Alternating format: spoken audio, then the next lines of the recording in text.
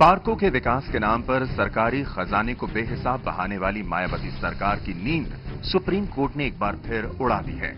Supreme court ने चुनाव आयोग को निर्देश दिया है कि वो इस बात की जांच करें कि लखनऊ और नोएडा के पार्कों में लगी हाथी की मूर्तियों का बीएसपी के चुनाव चिन्ह से क्या लेना देना है।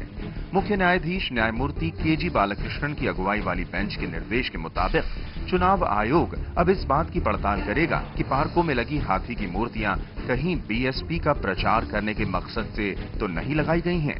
सुप्रीम कोर्ट ने इसके लिए चुनाव आयोग को 3 महीने का वक्त दिया है। साफ है कि चुनाव आयोग ने अगर पार्कों में लगी हाथी की इन मूर्तियों को बीएसपी के चुनाव चिन्ह से जोड़कर देखा तो माया सरकार पर गाज गिरेगी। दरअसल सुप्रीम कोर्ट के एडवोकेट रविकांत और सुकुमार ने एक जनहित याचिका दायर कर माया सरकार पर सरकारी खजाने के बेजा इस्तेमाल का आरोप लगाया है। याचिका में आरोप लगाया गया है कि मायावती ने सरकारी धन का इस्तेमाल कर लखनऊ और नोएडा में खुद अपनी और अपने चुनाव चिन्ह हाथी की मूर्तियां लगवाई हैं, जो सरासर गलत है। सूचना के अधिकार कानून के जरिए हासिल तथ्यों को सुप्रीम कोर्ट के सामने रखते हुए याचिका में कहा गया है कि माया सरकार ने 52 करोड़ 20 लाख रुपए खर्च कर तमाम पार्कों में हाथी की 60 मूर्तियां लगवाई हैं। याचिकाकर्ता का कहना है कि मायावती ने साल 2008, 2009 और साल 2009-2010 में पार्कों और मूर्तियों में तकरीबन 2000 करोड़ रुपए बर्बाद किए हैं।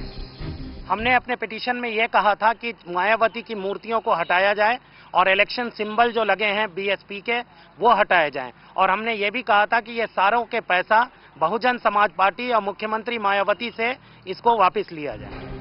याचिका में सुप्रीम कोर्ट से सरकारी धन का दुरुपयोग रोकने और पूरे मामले की सीबीआई से जांच कराने की मांग की गई है। जाहिर है कि मायावती के लिए बैठे बैठाए एक और मुसीबत खड़ी हो गई है, जिससे पार पाना उनके लिए आसान नहीं होगा।